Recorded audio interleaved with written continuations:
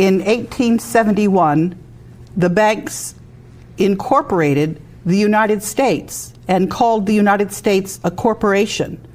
And when they created the District of Columbia, what they did was they put that corporation in the District of Columbia. And they said that the members of Congress were actually managers of that corporation.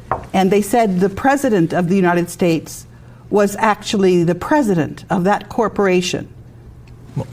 So we're not living in the country that we think we're living in.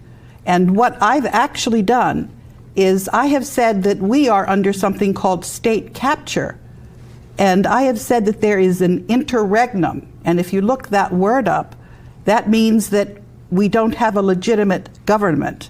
And when the founding fathers wrote this Constitution, they realized that the bankers were trying to pull a fast one on us and to try to take over our governance. And so they put in a safety mechanism, and there's something called Article 5, which says that when 2/3 of the state legislatures request an amendment, that the Congress is required to convene a constitution to consider amendments.